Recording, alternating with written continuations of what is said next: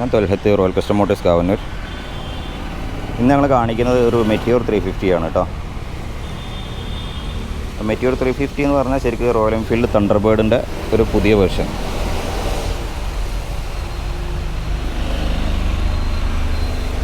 ബാക്കിലെ tyre 17 inch സൈസാണ് വരിക. അതേമാതിരി ഫ്രണ്ടിലെ ടയർ വരുന്നത് 19 ഇഞ്ചാണ്. നല്ലൊരു ക്രൂസിങ് മികവുള്ളൊരു വണ്ടി തന്നെയാണ് മെറ്റിയോർ. സീറ്റ് നല്ല സപ്പോർട്ട് വരുന്ന സീറ്റാണ്. ബാക്ക് റെസ്റ്റ് ഉണ്ട്.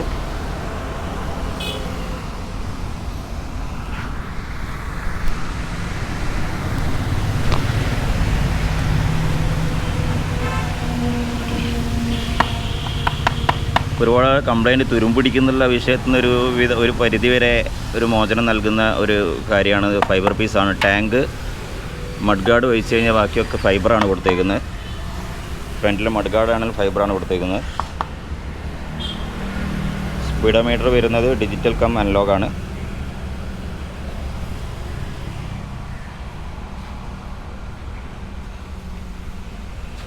പിന്നെ സ്വിച്ചൊക്കെ അത്യാവശ്യം ഒരു ക്വാളിറ്റിയുള്ള റോട്ടറി ടൈപ്പ് സെൽഫ് സ്റ്റാർട്ട് സ്വിച്ചാണ് കൊടുത്തേക്കുന്നത്.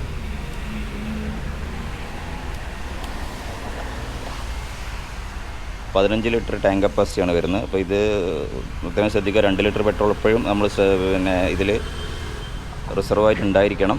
2 ലിറ്ററിന് മുകളിലുള്ള പെട്രോൾ നമ്മൾ ഉപയോഗിക്കാവും. ജെ സീരീസ് പ്ലാറ്റ്ഫോമിൽ വന്ന വണ്ടിയാണ്. 20.2 BHP പവർ ആണിത് പ്രൊഡ്യൂസ് ചെയ്യുന്നത് കേട്ടോ. 27 Nm ടോർക്ക് 4000 RPM വണ്ടിക്ക് കിട്ടുക. മികച്ച മിഡ് റേഞ്ച് പെർഫോമൻസാണ് ഈ വണ്ടി തരുന്നത്.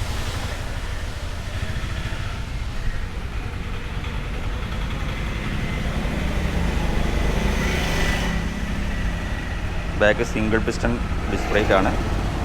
ഫ്രണ്ട് ഡബിൾ പിസ്റ്റൺ ആണ്. 40 mm ടെലിസ്കോപ്പിക് സസ്പെൻഷനാണ് വരുന്നത്.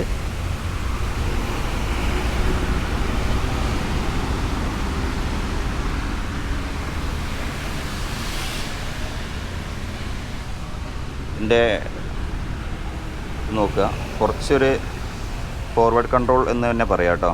അപ്പം നമ്മൾ ക്ലാസിക്കിൻ്റെയും ഹണ്ടറിനൊക്കെ അപേക്ഷിച്ച് കമ്പയർ ചെയ്യുമ്പോൾ കുറച്ചൊരു ഫോർവേഡ് കൺട്രോളാണ് വണ്ടി. ക്രൂസർ വണ്ടിക്ക് ഒരു പ്ലസ് പോയിൻ്റാണ് ഫോർവേഡ് കൺട്രോൾ എന്നുള്ളത്. കാല് നീട്ടി വെച്ച് യാത്ര ചെയ്യാന്നുള്ളത്. കാലിങ്ങനെ ചുരുക്കി വെക്കാതെ കാല് നീട്ടി വെച്ചിട്ട് ചെയ്യാൻ പറ്റുന്നുള്ളതാണ്.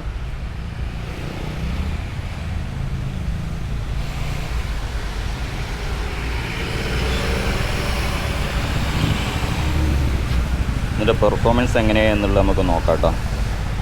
ഒന്ന് ഓടിച്ച് നോക്കാം.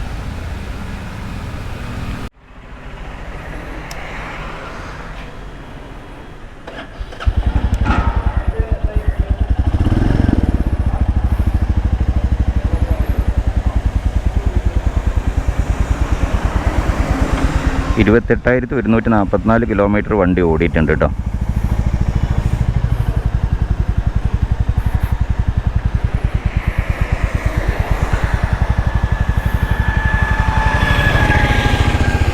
ഞാൻ തൊൽഹത്ത് റോയൽ കസ്റ്റം മോട്ടോഴ്സ് കാവന്നൂർ. അപ്പോൾ നമ്മുടെ ചാനൽ ആദ്യമായിട്ടാണ് കാണുന്നതെങ്കിലും സബ്സ്ക്രൈബ് ചെയ്ത് ഷെയർ ചെയ്തും സപ്പോർട്ട് ചെയ്യുക. റോയൽ എൻഫീൽഡുമായിട്ട് ബന്ധപ്പെട്ടുള്ള A to Z കാര്യങ്ങളാണ് ഞാൻ ഈ ചാനലിലൂടെ ഉദ്ദേശിക്കുന്നത്.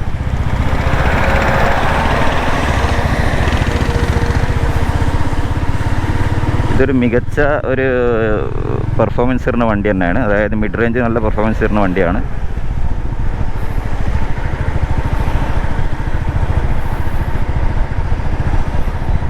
$191 kg ആണ് ഇതിൻ്റെ വെയിറ്റ് വരുന്നത് കേട്ടോ. അപ്പോൾ 736 മുതൽ 765 mm ആണ് സീറ്റ് ഹൈറ്റ് വരുന്നത്. അത് നമുക്ക് സീറ്റ്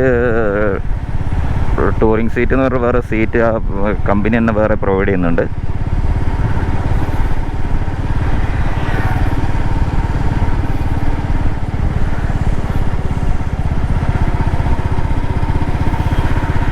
റോയൽ എൻഫീൽഡിൻ്റെ വണ്ടികളൊക്കെ അല്ലാതെ ലോ എൻഡ് ടോർക്ക് കുറച്ച് കൂടുതലായതുകൊണ്ട് തന്നെ അതും നമുക്കിതിൽ അനുഭവിച്ചറിയാൻ കഴിയുന്നുണ്ട്.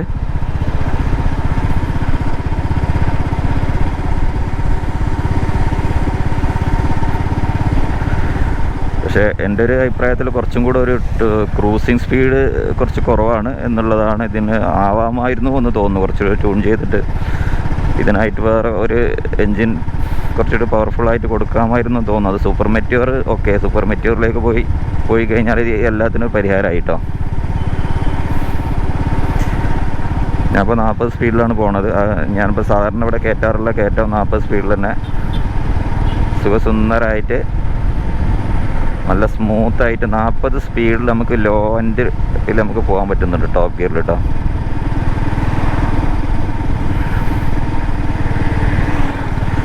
അപ്പോൾ അത്യാവശ്യം ഹൈറ്റ് കുറഞ്ഞ ആളുകൾക്കും ഒന്നും കൂടെ ഒന്ന് കംഫർട്ടബിൾ ആയിട്ടുള്ള വണ്ടിയായിരിക്കും സൂപ്പർ മെറ്റിയോർ. അപ്പോൾ ഹാൻഡ്ലിംഗ് ആണെങ്കിലും കൂടെ കുഴപ്പമില്ല, അത്ര തന്നെ ഒരു ക്രൂസിങ് ഇതല്ലെങ്കിലും കൂടെ കുറച്ചും കൂടെ ഒക്കെ ഒന്ന് ഹാൻഡ്ലിംഗ് ഹൈറ്റ് കൂട്ടാമായിരുന്നു എനിക്ക് തോന്നുന്നു.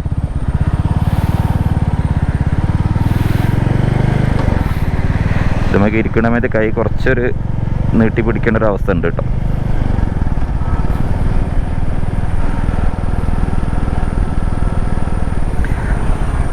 അപ്പോൾ ജെ സീരീസ് വണ്ടികളുടെ എൻജിനെല്ലാം തന്നെ സെയിം തന്നെയാണ്. നമ്മൾ 20.2 bhp ആണ് പവർ ഔട്ട്പുട്ട് ഉള്ളത്. 27 Nm ടോർക്കുമാണ്.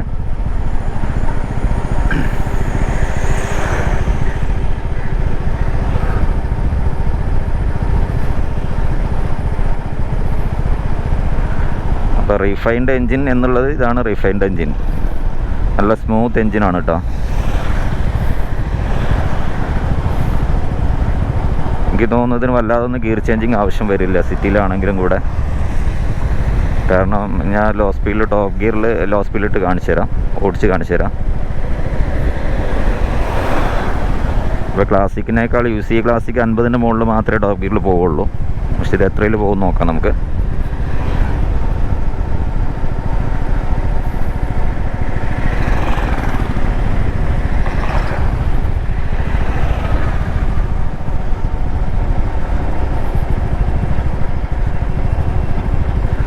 സ്ലോ ഡൗൺ ചെയ്തു.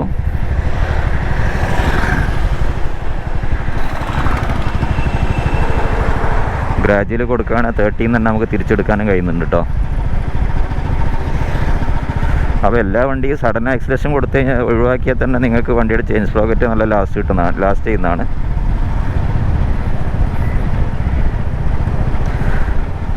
അപ്പോൾ ഞാനെല്ലാ ജെ സീരീസ് ഇപ്പോൾ 100 ആണെങ്കിൽ ഏത് ജെ സീരീസ് പ്ലാറ്റ്ഫോമിലുള്ള എഞ്ചിനുള്ള ഏത് വണ്ടി ഓടിച്ച് കഴിഞ്ഞാൽ ഈ സെയിം പെർഫോമൻസാണ് നമുക്ക് കിട്ടുന്നത്. കാരണം 40 സ്പീഡിൽ ടോപ്പ് ഗിയറിൽ നമുക്കിത് ഈ വണ്ടി പോകാൻ പറ്റുന്നുണ്ട്. അത് വലിയൊരു കാര്യമാണ് കേട്ടോ. കാരണം ലോ എൻഡ് ടോർക്ക് എന്ന് പറഞ്ഞാൽ നമുക്ക് എപ്പോഴും യാത്രയിൽ എൻജോയ് ചെയ്യാൻ പറ്റിയ ഒരു ടോർക്ക് ഇതാണ്.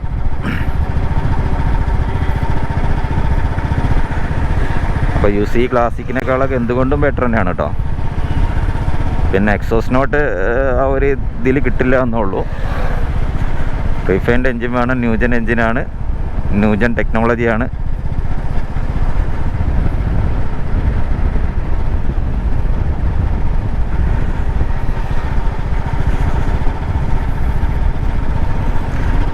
അതേ 40-ൽ തന്നെ ഗ്രാജുവൽ ആക്സിലേഷൻ കൊടുത്തു കഴിഞ്ഞാൽ സ്പീഡ് കൂട്ടാനും പറ്റുന്നുണ്ട്.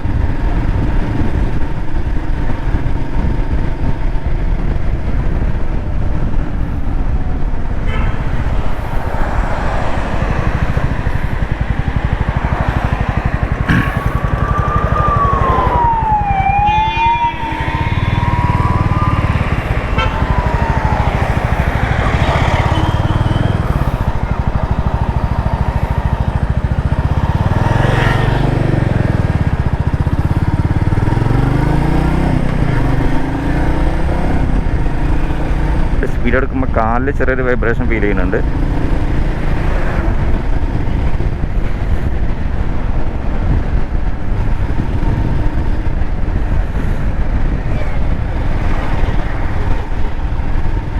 എന്നിരുന്നാലും ലോങ് ട്രിപ്പ് പോകാനൊക്കെ പറ്റിയ വണ്ടിയാണ് കേട്ടോ. അത് ലോങ് ആയിട്ട് റൈഡ് ചെയ്യാൻ 100 ഒന്നും ലോങ് റൈഡിനൊന്നും പറ്റില്ല. പറ്റുമായിരിക്കും ചെറുപ്പക്കാർക്കൊക്കെ. ഇപ്പോൾ ലോങ് റൈഡ് ഇപ്പോൾ ഏത് വണ്ടിയായാലും പിന്നെ ആ ഒരു ക്രേസിൻ്റെ മുകളിൽ പോകും. പക്ഷേ ഒരു പക്കാ ക്രൂസർ എന്ന് ഞാൻ പറയില്ല, ഒരു ക്രൂസിങ് എന്നൊരു ഹാൻഡ്ലിങ്ങോട് കൂടെ വണ്ടി ഓട്ടണം എന്നുള്ളവർക്ക് നമുക്ക് മെറ്റ്യൂറിലേക്ക് പോയിരിക്കും നന്നാവുക. അതായത് സിറ്റി റൈഡിനും അത്യാവശ്യം കുഴപ്പമില്ലാത്ത പെർഫോമൻസ് കിട്ടും.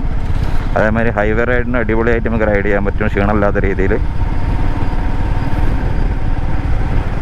ഇപ്പം റീഫൈൻഡ് എഞ്ചിൻ ആയതുകൊണ്ട് തന്നെ വൈബ്രേഷനൊക്കെ വളരെ കുറവാണ്. ഇല്ല എന്നൊന്നും പറയാൻ പറ്റില്ല, വൈബ്രേഷൻ ലൈറ്റ് വൈബ്രേഷൻ ഉണ്ട്, എന്നാലും ഓക്കെ യു സി എഞ്ചിനൊക്കെ കമ്പയർ ചെയ്യുമ്പോൾ വളരെ കുറവാണ്.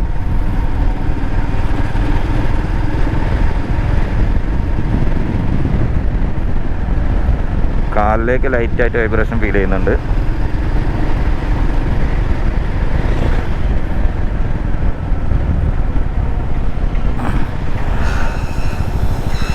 ഏതായാലും ഓക്കെയാണ്. ഇന്ത്യയിൽ ആദ്യമായിട്ട് ഒരു ക്രൂസർ വണ്ടി അവതരിപ്പിച്ച റോയൽ എൻഫീൽഡിൽ നിന്ന് വന്ന ഏറ്റവും അവസാനത്തെ അല്ല, ഏറ്റവും ഇപ്പം നിലവിലുള്ള ഏറ്റവും നല്ലൊരു ക്രൂസർ വണ്ടിയാണ് മെറ്റിയോർ 350.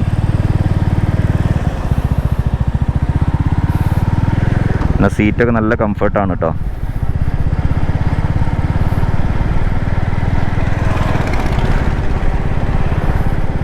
പിന്നെ പില്ലൻ സീറ്റും കുഴപ്പമൊന്നുമില്ല. ബാക്കിൽ സീറ്റ് റെസ്റ്റ് വരുന്നത് കൊണ്ട് തന്നെ കുഴപ്പമില്ലാതെ യാത്ര ചെയ്യാൻ പറ്റും.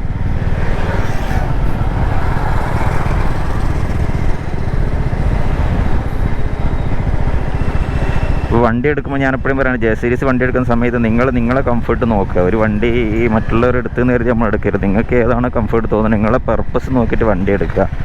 നിങ്ങൾക്ക് ലോങ് റൈഡ് ഡെയിലി ഉണ്ടെന്നുണ്ടെങ്കിൽ നല്ല മെറ്റിയോർ തന്നെ ആയിരിക്കും. എല്ലാ വണ്ടിയേക്കാളും നല്ല മെറ്റിയോർ തന്നെയാണ്, അതിൽ യാതൊരു സംശയവുമില്ല. പിന്നെ മൈലേജ് ഒരു 32.5 ഒക്കെ നമ്മൾ പ്രതീക്ഷിച്ചാൽ മതി. 30-32 ഒക്കെയാണ് നമുക്ക് കിട്ടിക്കൊണ്ടിരിക്കുന്ന മൈലേജ്. 30-32 35 ഒക്കെ വളരെ റെയറായിട്ട് കിട്ടാറുണ്ട്. എന്നാലും അതൊക്കെ ആസ് പെർ നമ്മളെ റൈഡിങ് കണ്ടീഷനും ഡ്രൈവിംഗ് കണ്ടീഷനൊക്കെ അനുസരിച്ചിരിക്കും. ടെറൈൻ്റെ കണ്ടീഷൻ അനുസരിച്ചിരിക്കും.